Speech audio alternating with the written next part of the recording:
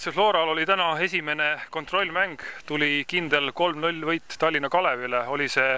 natuke ka üllatav, et see skoor selliseks kujunes? No,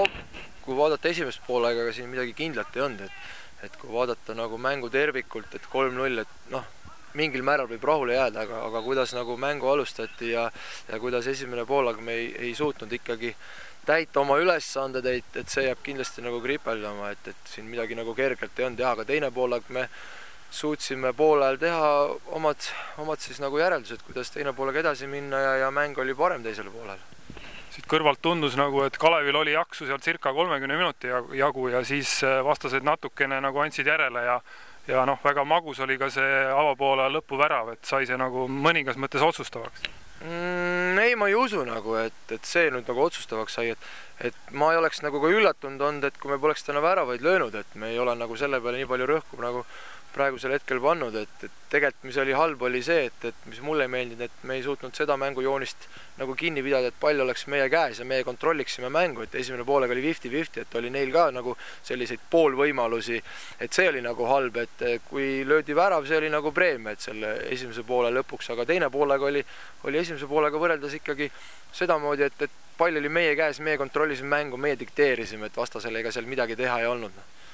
Et siin mängu eel oli sul kindlasti päris palju peamurdmist, et siin on terve rida FC Flora mängijaid ära, Kubok, Sodružestval ja täna olid ka mõningad nooremad mängijad, et kuidas nendega rahule jäid? No siin ei ole midagi öelda, et Sapinen ikkagi tegi täna mängu, et oli mängu looja, et ikkagi võitmemängija meil ja ma üldse ei imesta, kui ta meil hakkab siin suvel mängudest osa võtma ja mängima ka põhikoosseisus. Noh, teisi võtta Kukepall Johannas teine poolega mängis juba palju julgemalt ja paremini ja Märten tuli ka okeilt sisse. Mis mulje vastased täna jätsid?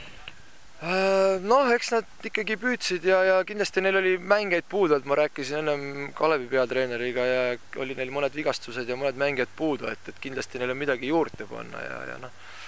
Et ma arvan, et ma ei peaks nagu lahkama vastasvõistkond, et ma arvan, meil on endalgi siin ikka palju tööd ja vaeva veel näha, et üldsegi ennast heasse võistlusvormi viia. No lõpetuseks ikka, lõpp ja kõik ja 3-0 ja taga 0 ka, et jääd ikkagi rahule? No peab jääma, et tegelikult kui vaadata Kalevit, mis sõprusmängud nad teinud on, et iga mäng on löönud 5 või 6 väravat, siis täna oli meil taga 0, nii et midagi me saime ju tehtud. Aga jah, iga võit on nagu tähtis, et see on nagu okei, et ja kui noh, mingil määral nagu mängujoonist teisel poolel läks vähe paremaks, siis võib ikkagi lõpuks rahule jääda.